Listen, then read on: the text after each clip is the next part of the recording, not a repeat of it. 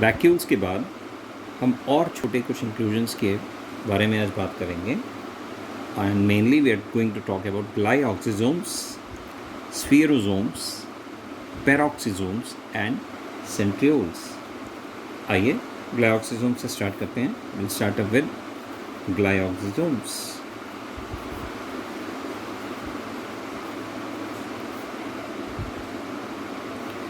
देखिए, इनको डिस्कवर किसने किया? बीवर ने, याद रखिए। The name of the biologist who discovered glyoxysomes, Beevers. अब डिस्कवर किया कहाँ, वो भी इम्पोर्टेंट है। डिस्कवर किया in oil containing seeds, oil containing seeds, yeast cells, guard cells और इनके अलावा भी कुछ सेल्स में they were studied by beaver. देखिए, प्लांट सेल्स में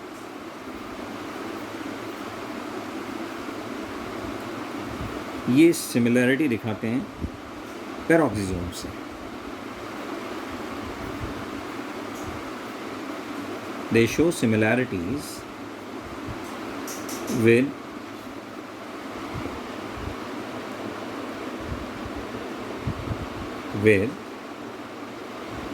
peroxisomes in animal cells.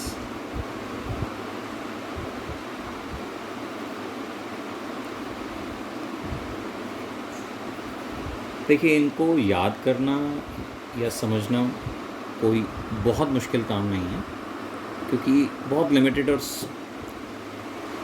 छोटे से इनके स्पेसिफिक फंक्शंस होते हैं, तो हमें याद करने में बहुत ज़्यादा दिक्कत नहीं होनी चाहिए।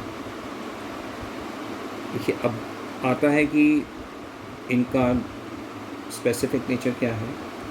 Now they are related to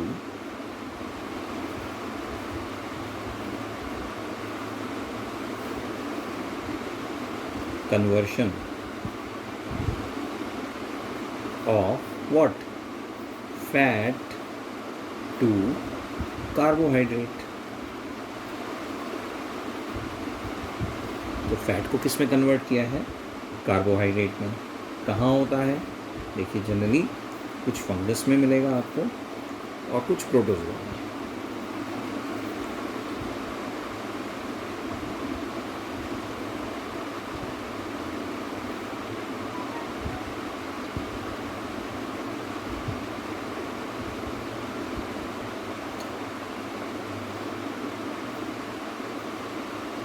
देखिए, ज़्यादातर ग्लाइऑक्सिजोम्स जो हैं वो प्लांट्स में ही मिलते हैं और फैटी सीड्स में ज़्यादा।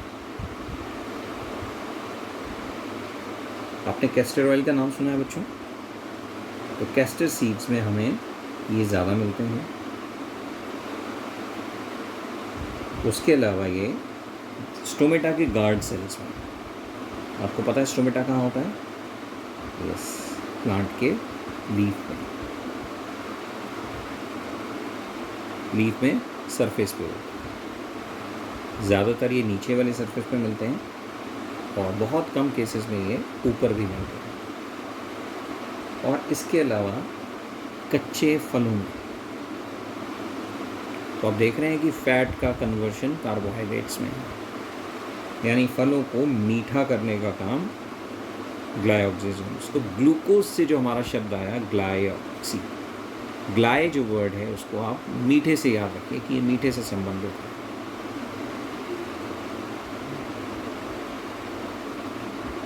सो दे अकर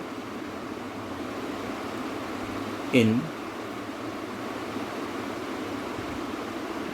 plants as in castor seed. Castor का तो भी मैंने आपको बताया बेटा। कैस्टर सीड के अलावा guard cells and unripe fruits.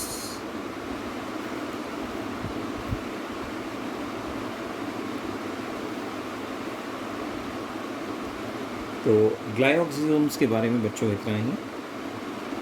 इसके बाद हम आते हैं स्फीयरोजोम्स पे।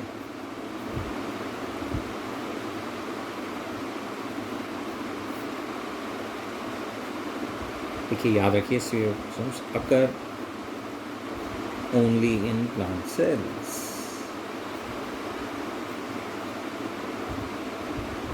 दे occur only in plant cells. The major site, समझिए, देयर साइट फॉर, देखिए इनका फंक्शन आ गया यहाँ पे, किस चीज़ की साइट है बेटा?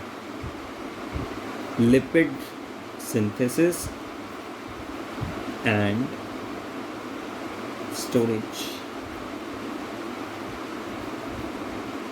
तो प्लांट्स में ही है, याद रखिए। अब एक इंटरेस्टिंग एस्पेक्ट ये है कि इनको कुछ लोग प्लांट का लाइसोसोम भी बोलते हैं, as they show similar activity.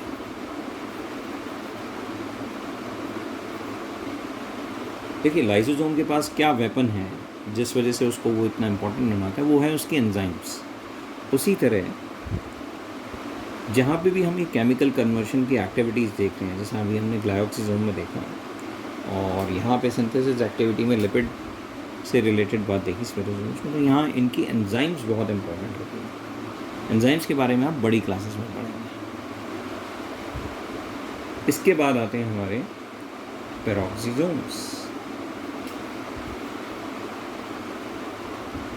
इनको हम यूरिकोजोम्स भी कहते हैं। चलिए, अब आप सोचेंगे पेरोक्सी यानी ये वर्ड जो है ये पेरोक्साइड, और कौन सा peroxide? Hydrogen peroxide. It's a dangerous substance. तो इसके मेटाबॉलिज्म के लिए हमें पेरोक्सीजोम्स की ज़रूरत पड़ती है। देखिए, इसके अलावा peroxisomes detoxify alcohol in liver cells. Alcohol in liver sales.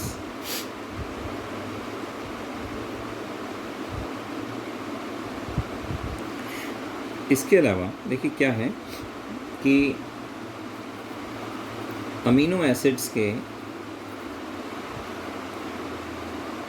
Chemical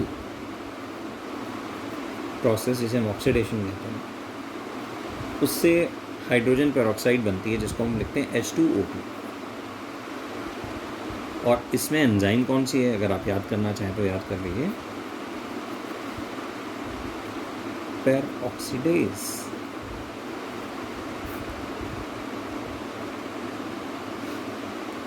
और क्योंकि ये खतरनाक सब्सटेंस हैं,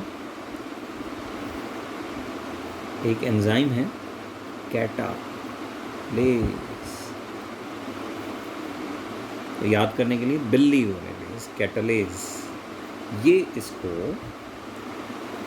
वाटर और ऑक्सीजन में कन्वर्ट कर देगा, और हमें पता है यही दोनों they are very useful substances, जबकि हाइड्रोजन ऑक्साइड जो पेरोक्साइड जो है वो एक डेंजरस सब्सटेंस है। इसके बाद हम जिस टॉपिक को पढ़ेंगे वो है सेंट्रियोल। देखिए, ग्रीक शब्द है, ग्रीक भाषा का सेंट्रम यानी सेंटर से मिलता जुलता कुछ ये। देखिए, इनको ढूंढने वाले थे वैन बेनेडन। कौन से साल में? 1887 में। लेकिन अगले ही साल 1888 में बोवेरी ने इनके बारे में हमें बताया। तो डिस्कवरर तो कौन थे, याद रखिए, डिस्कवरर वो वैन बेनेडन थे, लेकिन बोवेरी ने हमें उन्हें एक्सप्लेन करके बताया। आइए देखिए, अकरेंस कहाँ पे है? दे आर फाउंड इन, कहाँ मिलेंगे? एनिमल सेल्स में और प्रोटिस्टा में। अभी हम आगे पढ़ेंगे कि प्रोटिस्टा क्या होता है। अच्छा, कहीं ये एब्सेंट भी होते हैं? हाँ बिल्कुल, ये हमारी मैच्योर मैमेलियन आरबीसी में आपको नहीं मिलेंगे। और कहाँ नहीं मिलेंगे? प्रोकैरियोट्स में नहीं मिलेंगे। और कहीं नहीं मिलेंगे? यस, फंजाई में भी ये नहीं मिलते। और हायर प्लांट्स, देखिए हायर प्लांट्स में हम दो ग्रुप्स को कंसीडर करते हैं, gymnosperms and angiosperms. Gymnosperms and angiosperms. तो यहाँ पे नदारद है, यानी एब्सेंट। बच्चों, कई बार ये पूछा जाता है कि एक पर्टिकुलर कोई भी स्पेसिफिक ऑर्गेनेल या इंक्लूजन है वो कहाँ और किन सेल्स में मिलता है, तो वहीं ये क्वेश्चन भी बन जाता है कि ये किन सेल्स में नहीं मिलता।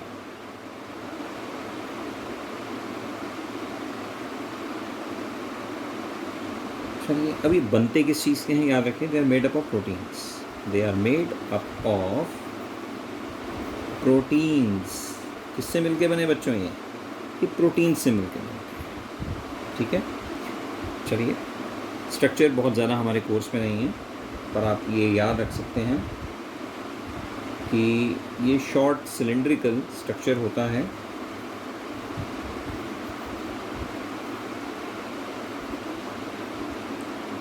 कुछ रिंग पैटर्न में, ring having 9 sets of triplets.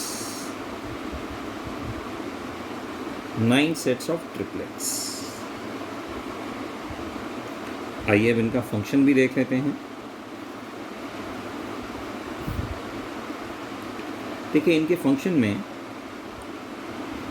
they play important role in process of cell division.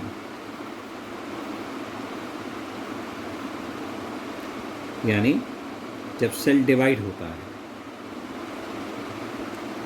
और सेकेंड पॉइंट आप याद रख सकते हैं, these centrioles give rise to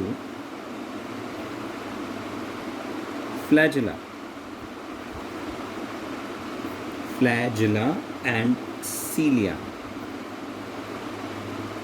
in animal cells.